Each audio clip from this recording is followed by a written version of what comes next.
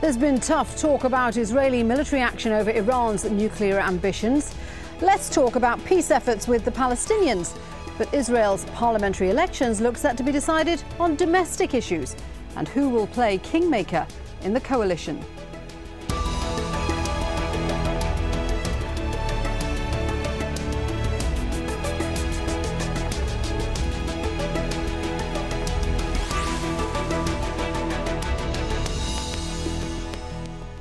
Hello, I'm Shuli Ghosh. You're with Inside Story.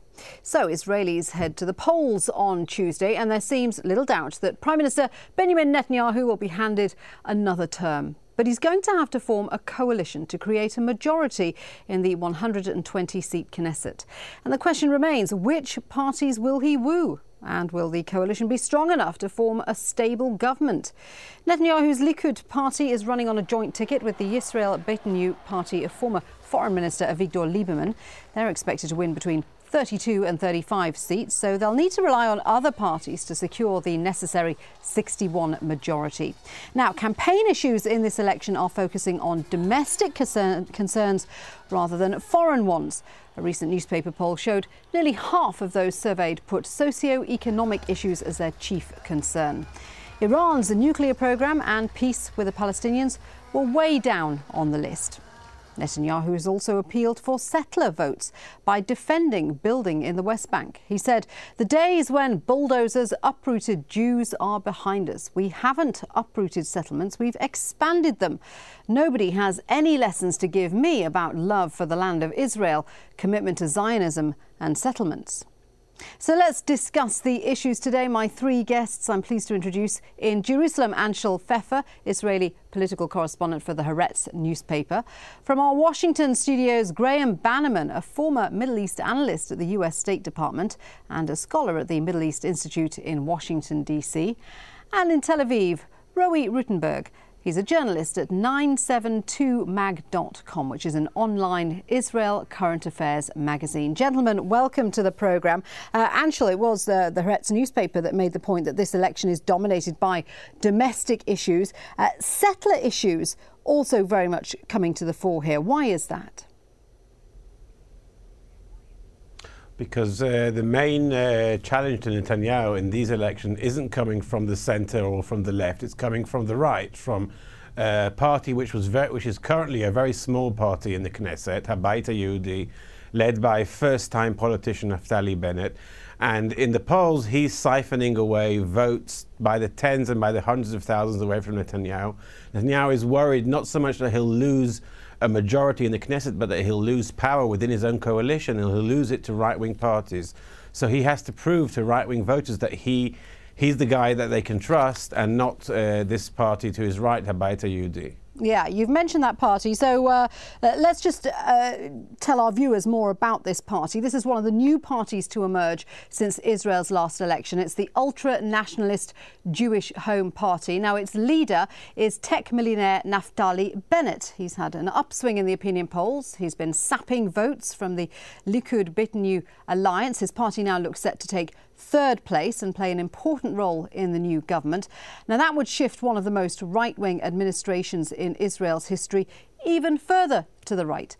Naftali opposes any territorial compromise with the Palestinians and has demanded that Israel annexes 60% of the West Bank.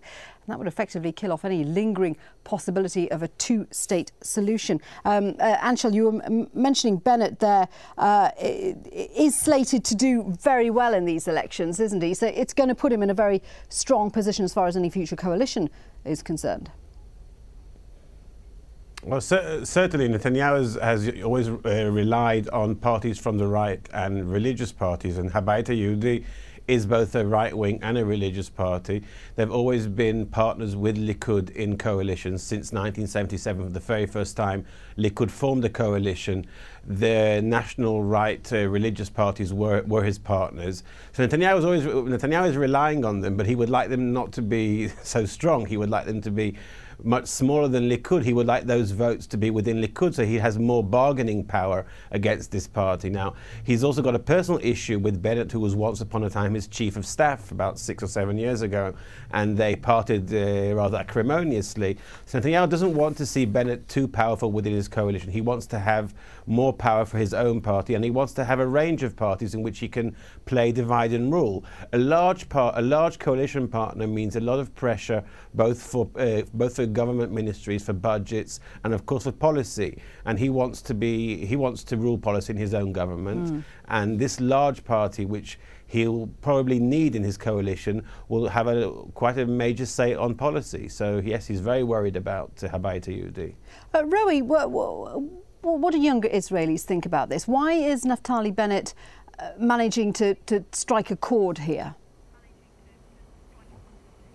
Well, one of the reasons is he's simply more appealable to them. I met Bennett about 6 months ago when he spoke on the rooftop of a Tel Aviv building, addressing about a crowd of 150 young, secular Israelis, many of them in Tel Aviv, many of them recent immigrants from the US and Europe, many of them involved in the world of high tech where he's come from. So they're sort of also entrepreneurs, 20-year-olds, 30-year-olds, and he's appealing to them. And then afterwards, there was sort of an internet video on YouTube that went viral. When Bennett spoke back then, he had sort of a multiple point plan, but one of the focuses of the YouTube video ended up being a sort of etch-a-sketch style of example of how and why 60% of the West Bank, what's known as Area C, should be annexed, and he explained it sort of in layman's terms. Never mind whether or not what he said was accurate, but it appealed to voters as sort of a new style, a new wave of politicians. He brought in a list of a number of young people, some of them immigrants to Israel from the United States, some of them that were very young people. He appeals to people in a sense of both their youth and their ambition at a time of many young people struggling for jobs. He's a very self-made man. He succeeded in the world of high tech. So a lot of people saw him appealing to their professional aspirations, but also to their national aspirations. Many people feeling the country is under attack. And in the past, you mentioned he might have gone down well in the opinion polls with the public, Roee, but he has been criticised by other politicians, hasn't he? I mean, Zippy Livni, for example, saying that the kind of views that he's espousing are very self-destructive for Israel. Well, there's two parts. One, and this happens everywhere. One, you say what you can say to get elected, and two, there's a difference when you actually have to govern. Naftali Bennett is using a sort of a tactic of populism, which turns out to be working for him. He hit Netanyahu at a very susceptible moment. If this election would have been half a year ago, much closer to the social protest of 2011, the scene would have been completely different. You mentioned the terminology that Netanyahu is using. In the past, Netanyahu, closer to the elections, moved to the left because he didn't have a serious threat to the right. Now, some of the terminology that we've seen emerging, specifically with new construction in the E1, just announced today in recent weeks as well, he's sort of fighting back against Naftali Bennett, who has basically come along and said, look, I came from the Netanyahu camp. I understand what needs to be done, and I'm not going to compromise. And to a lot of people, especially young people who feel that this country is under some type of existential threat, that speaks to them. Graeme, is there a feeling that mainstream Israeli politics and political rhetoric is now moving even further to the right? Well, it's clearly the view that most people have, that the center has moved to the right. But I think what's important here from the American point of view is that it really doesn't make any difference what the election outcome is. You have a strong relationship that's there, and despite all of the rhetoric and everything else, the United States and Israel will continue to be close allies, though there will be differences in tone on key issues such as the Palestinians and Iran. But the problem is, of course, that if there is a very right-wing coalition, and some of the polls are saying that this could be the most right-wing coalition in Israel ever since in the history of the state, that is going to be a problem for the Obama administration, which does want to push this peace process with the Palestinians. I'm not sure that the Obama administration is ready to get involved in the peace process with the Palestinians as much as some of the people in the region hope, because they had a bad experience at the beginning of the first administration that distracted them from other issues that were very important, and they don't seem to be that anxious to get engaged unless the parties in the region are willing to do that, and they don't see that at this time.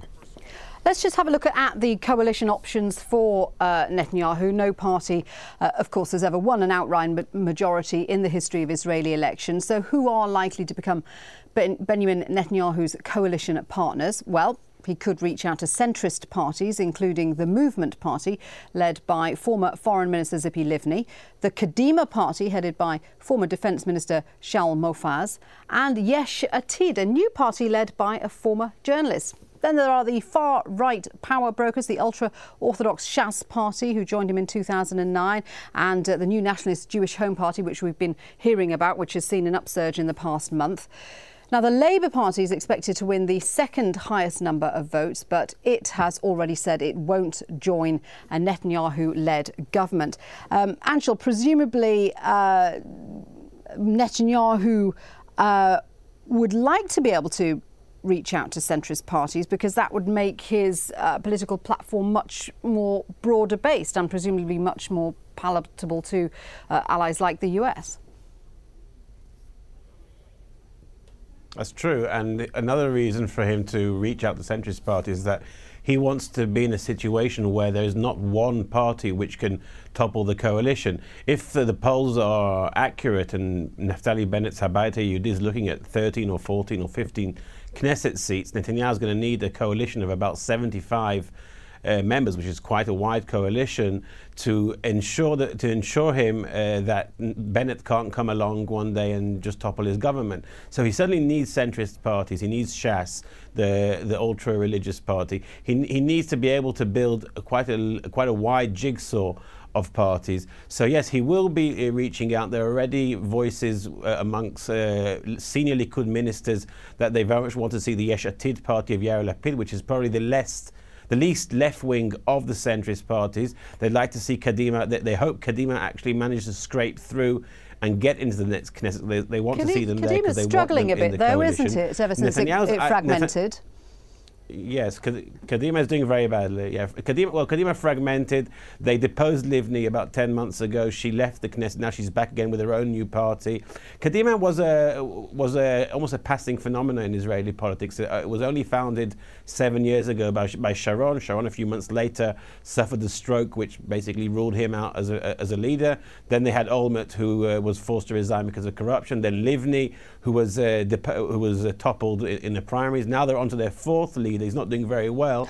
The latest polls say Kadima will probably scrape through with maybe 3 members, which is good for Netanyahu because it gives him, along with Lapid, 2 centrist parties, which, like you said, broadens out his coalition. I think Netanyahu's dream coalition will be with 2 parties from the centre and 2 parties from the right or from the religious camp to kind of balance out his own party. That's the coalition that we seem to be looking at now, if the polls are anything to go by. Yeah.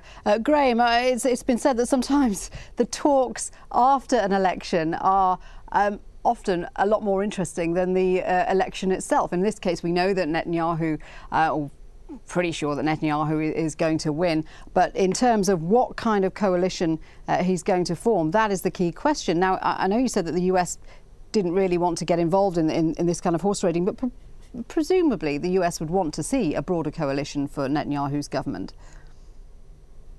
Well, I think the United States has learned long ago that we have little impact on the Israeli domestic scene when they're working, with a few exceptions when, like in the Bush administration, Bush 41, when their problems with the government caused problems for a re-election of Shamir. But generally, the Americans don't believe it's their business to interfere in the internal affairs of Israel. We care about it. We care what happens because we have a good relationship with Israel.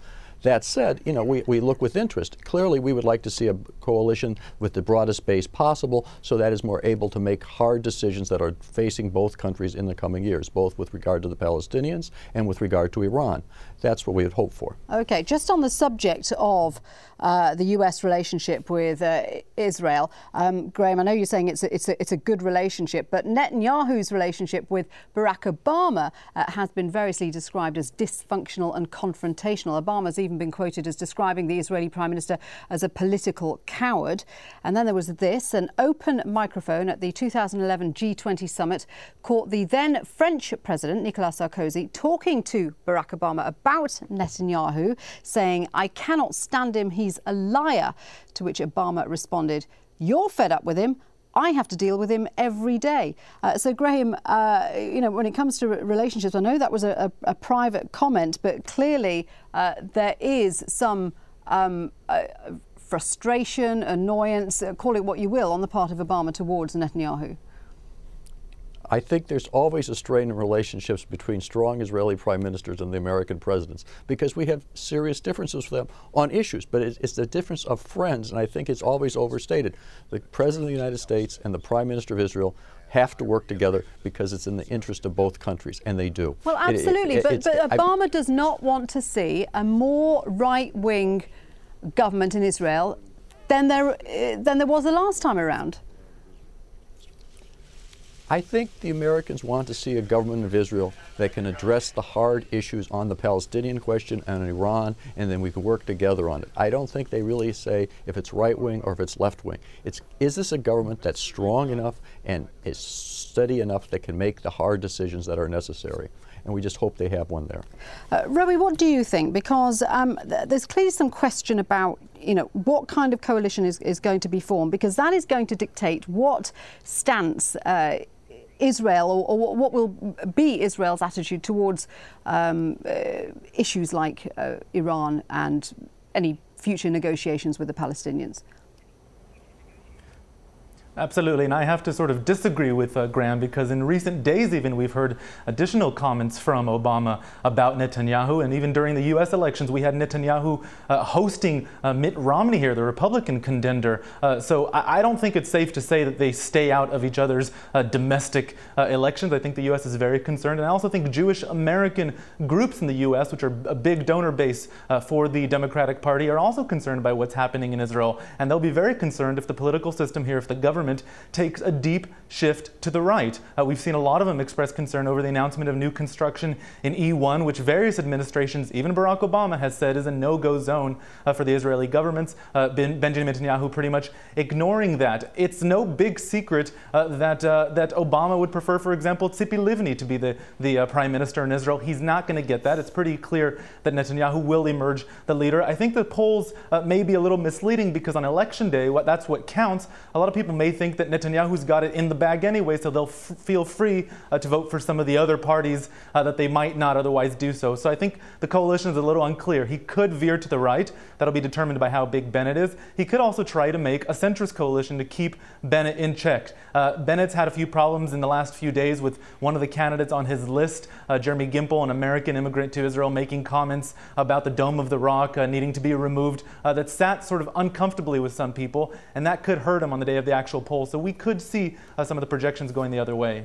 It's interesting that Bennett has been saying that, on the subject of a peace agreement with the Palestinians, he doesn't think that that's realistic. Is that the prevailing view amongst the Israeli public? Well, there basically is what I call the Palestinian elephant in the room, if you will. It seems to me that the only person that's actually bothered addressing it is Tzipi Livni. I don't know how genuine that is. She got involved in the race quite late, and it seems sort of, everybody had already picked a cause, so she sort of made that hers. Early on, Shelley Yachimovich, the journalist from Labor, had made the social justice issue her cause. She even appointed two of the social protest from 2011, two of those leaders as part of Labor. They've sort of been relegated off to running or being involved in the Facebook campaign, and her issue has sort of moved to sort of present herself as the one person that's a challenge to Netanyahu, that could really be a prime minister against Netanyahu. It seems she's pretty much ignored the Palestinian issue, relations with the Palestinians, sort of towed the line of 1967 borders in exchange for land swaps, but that hasn't really been an issue. Livni has tried to make that an issue in direct challenge to Netanyahu, and obviously to a possible coalition he would have with Bennett. Anshel, do you agree with Graeme that it doesn't matter what kind of government Israel gets, the relationship between Israel and the US will prevail? I think that the relationship between the US and Israel will prevail in the sense that it's not just about who's the prime minister in Jerusalem and who's in the Oval Office in Washington.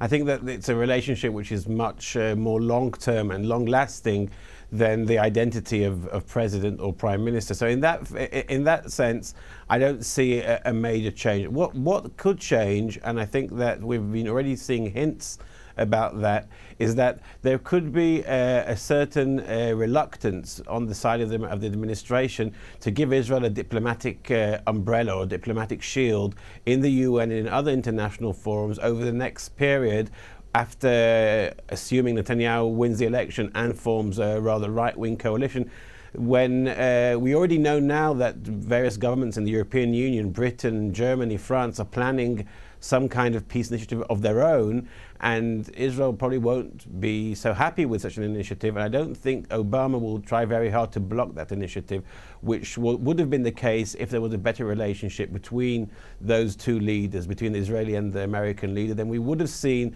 an American leader telling the Europeans, you know, calm down, don't pressure the Israelis. And I think that will be the main short-term effect in the lack of good relations between those two leaders. And that's something which does bother Netanyahu to a great deal. Graeme? Well, I think clearly on that issue, it's how the Americans read the international community. And clearly Israel is having more difficult international community, but that's not because of the United States, that's in spite of the United States. We opposed seriously the UN resolution, and I think the United States would continue to do so because of its own domestic issues. While we disagree with the Israelis, that disagreement is usually very private and it's in a conversation. In the international forum, we generally support the government of Israel no matter what it is, because we see that in the long-term interest of the United States.